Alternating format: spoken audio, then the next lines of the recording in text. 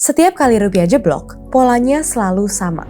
Headline panik di mana-mana dan semua orang nanya satu hal. Apakah rupiah akan kembali menguat? Nah, aku mau ngingetin satu fakta. Indonesia udah pernah ngelakuin hal yang kelihatannya mustahil. Di tahun 1998, rupiah pernah ada di 17.000 per dolarnya. Titik tertinggi di masa saat itu setelah pelemahan sebesar 500%. Lebih parah dari mayoritas krisis yang pernah kalian lihat sebelumnya. Tapi dalam waktu kurang dari 1 tahun, dia balik ke 7 ribuan. Apa sih sebenarnya mesin yang bikin rupiah bisa kembali menguat? Soalnya kalau kalian bisa paham prinsipnya, kalian bisa berusaha ngebaca kondisi saat ini secara lebih objektif. Ini bakal recover atau ini bakal beda cerita. Dan ada satu strategi yang dilakukan oleh Presiden Habibie yang sangat mengagetkan dan sangat jarang kita bisa temukan di seorang presiden. Kita bongkar semuanya di sini. Let's go!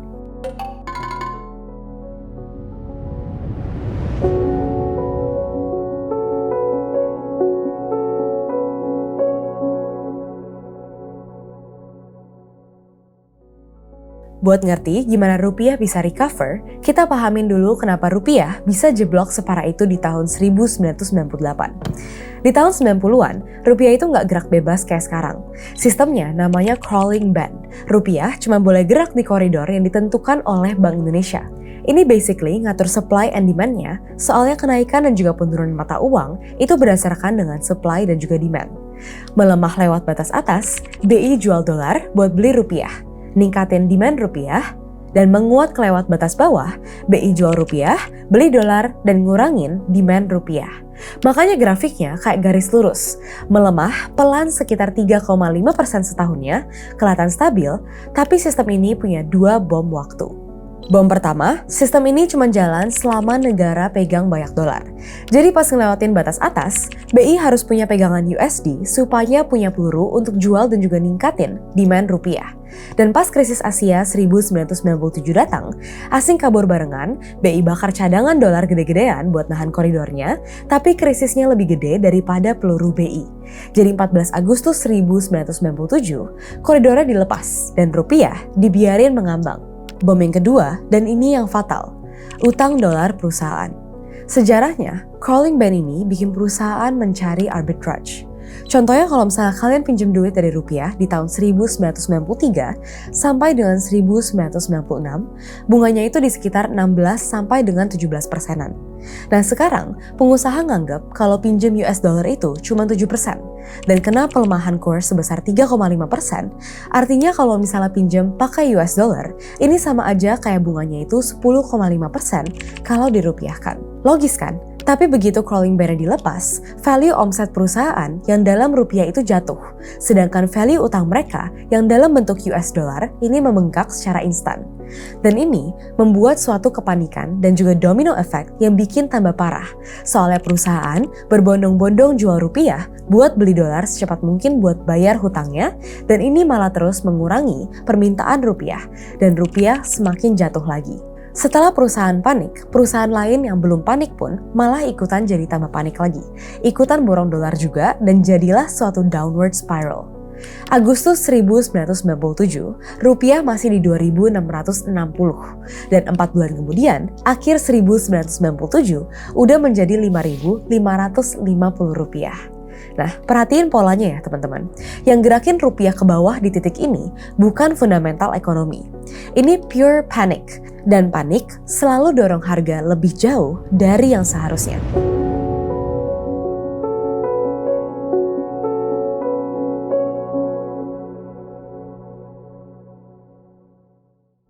Dalam kondisi spiral seperti ini, Indonesia mencari bantuan luar. Masuklah IMF. Reputasinya jelek dan juga orang anggap IMF ini kayak rentenir. Tapi cara kerjanya sebenarnya kayak arisan. Tiap negara ini setor duit ke IMF, dan pas ada anggota krisis kayak Indonesia, IMF ini menyalurkan duit anggota lain buat bantu menstabilkan, biar krisisnya nggak nular ke yang lainnya. Syaratnya, tanda tangan letter of intent. Total paketnya jumbo, 43 miliar dolar. Tapi paket ini pisau bermata dua. Salah satu syaratnya, tutup 16 bank bermasalah di akhir tahun 1997. Ini niatnya adalah untuk membersihkan sistem. Tapi masalahnya, tahun 97 itu kan belum ada jaminan kayak LPS yang kalian tahu sekarang. Di mana LPS ini menjamin uang nasabah kalau banknya ini sampai bangkrut. Makanya, pas 16 bank ini ditutup, orang di bank-bank lain yang belum tentu bermasalah malah jadi ikutan mikir, kalau bank gue ditutup juga gimana ya? Dan akhirnya, ini mengakibatkan nasabah narik duit rame-rame dari semua bank. Dan mau bank yang bermasalah ataupun enggak, semuanya pada menarik duit mereka. Sementara ini kita belum percaya sama bank-bank ya. Ngeri soalnya, takut begini juga kejadiannya. Akibatnya adalah bank rush. Bank-bank kering likuiditas. Dan ini bagian yang nanti penting. Presiden Soeharto menandatangani semua kesepakatan IMF, tapi eksekusinya nggak konsisten. Contoh yang paling jelas, IMF ini meminta monopoli dan juga privilege business yang menyangkut lingkaran orang-orang dalam itu dibongkar. Monopoli cengkeh dan juga proyek mobil nasional. Tapi kenyataannya, ini nggak jalan, soalnya yang dirugiin orang-orang dalam itu sendiri. Buat pasar, sinyalnya jelas, pemerintah nggak cukup serius atau nggak cukup kuat untuk ngejalanin reformasi sampai dengan tuntas. Dan pas pasar meragukan pemerintah bakal konsisten, kepercayaan itu ambruk. Dan tentu ini bukan berarti resep IMF-nya sendiri sempurna. Contohnya, di saat ekonomi lagi susah, IMF ini mendorong pencabutan subsidi BBM. Dan ditambah juga dengan penutupan 16 bank tadi, ada kebijakan-kebijakan mereka yang malah bikin krisis lebih dalam lagi.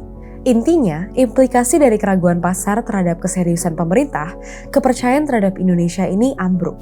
Dan akhir dari 1997 sampai dengan awal 1998, S&P dan juga Moody's ini menurunkan rating Indonesia sampai dengan non-investment grade, alias junk. Implikasinya ini brutal. Investor asing yang aturannya cuma boleh pegang aset investment grade wajib menjual. Dan mau berapapun harganya, mereka wajib menjual semuanya. Outflow gede-gedean dan rupiah dari 5.500-an lompat ke belasan ribu cuman dalam hitungan minggu. Dan puncaknya menyentuh 16.800 sampai dengan 17.000 per dolarnya. Ini titik di mana semua hal buruk yang bisa kejadian udah kejadian.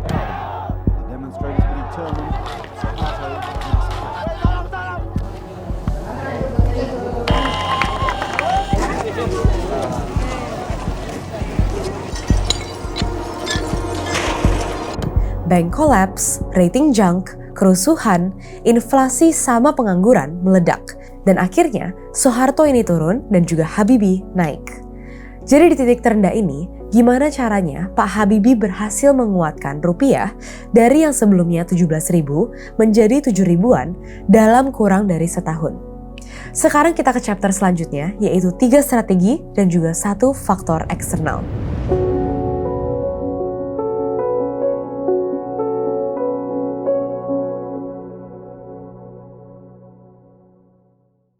Strategi 1 yaitu stop paniknya.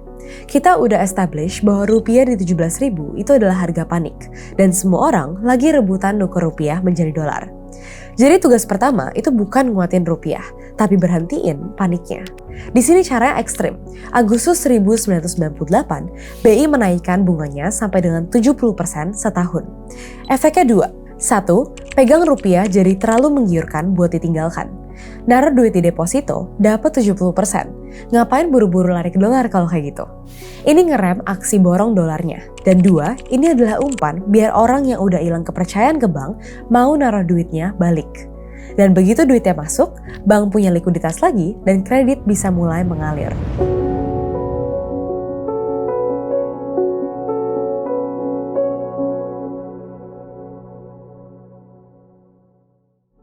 Step selanjutnya, stop panik aja nggak cukup, soalnya masalahnya itu lebih dalam lagi. Bank-banknya ini udah pada bangkrut beneran, dan logikanya gini, bank itu kan nampung duit atau deposito dari nasabah, terus uang ini dipinjemin ke perusahaan-perusahaan sebagai kredit. Pas krisis, perusahaan yang punya utang dolar tadi pada gagal bayar, dan kredit yang udah disalurin ini menjadi macet, nggak balik lagi. Jadi mereka bukan rugi, nggak dapat bunga aja, tapi pokoknya juga mereka nggak bisa tarik dari duit-duit yang sudah mereka pinjemin. Tapi bank tetap wajib untuk balikin duit tabungan dan juga deposito ke nasabah. Jadi nilai aset bank alias kredit yang macet itu lebih kecil dari kewajibannya alias deposito atau duit-duit tabungan nasabah. Itu adalah definisi bangkrut. Dan bank bangkrut gak bisa nyalurin kredit baru. Tanpa kredit, ekonomi mati. Solusinya adalah rekapitalisasi. 3 bulan setelah menjadi presiden, Habibie ini mengeluarkan paket jumbo. Bank yang udah nggak ketolong lagi di take over oleh BPPN yang masih bisa diselamatin, disuntik modalnya. Caranya, pemerintah menerbitkan obligasi rekap alias surat utang negara terus dikasih ke bank-bank itu sebagai modal baru. Jadi bank yang tadinya bangkrut sekarang pegang aset aman yang mengasih bunga dan juga modalnya kembali positif. Dan yang paling terkenal, 4 bank pemerintah yang sekarat digabungkan menjadi satu. Lahirlah Bank Mandiri. Biayanya ini gede banget, ditanggung negara sampai dengan puluhan tahun ke depan. Tapi ini yang bikin sistem keuangannya berhenti pendarahan dan kepercayaan ke bank mulai kembali.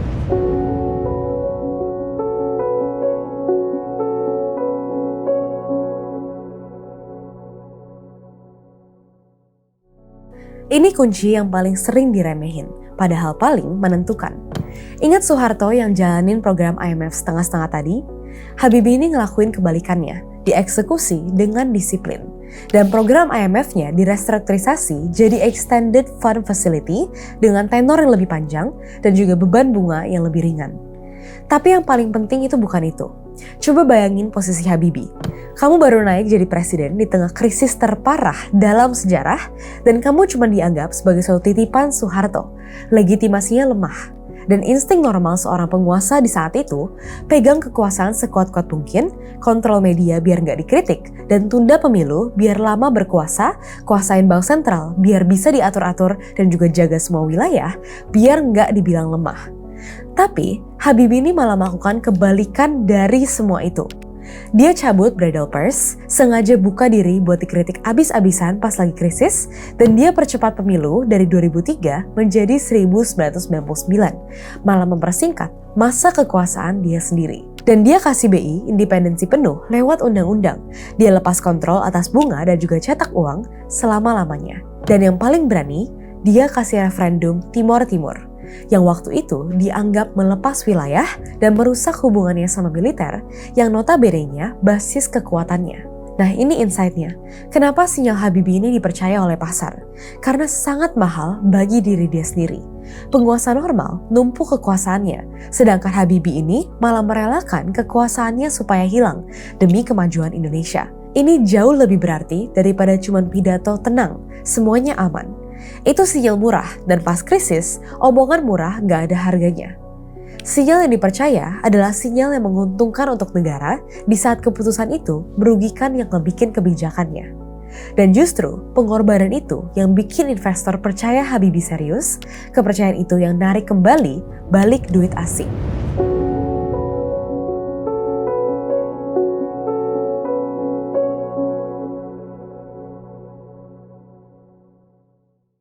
Tentu 3 strategi ini dibantu juga sama faktor eksternal, yaitu regional recovery. Penguatan 98 sampai dengan 99 ini nggak cuman kejadian di Indonesia. Won Korea, Baht Thailand, Peso Filipina, semuanya recover barengan di 98 ke 99. Jadi memang secara makro, ada pemulihan regional yang didorong oleh mata uang Asia naik barengan. Jadi sebagian recovery rupiah itu karena anginnya memang lagi benar arahnya. Regional recovery ini ngasih semua negara kesempatan untuk recover, walaupun seberapa kencang itu tergantung dorongan internal yang wajib mengeksekusi strategi yang tepat.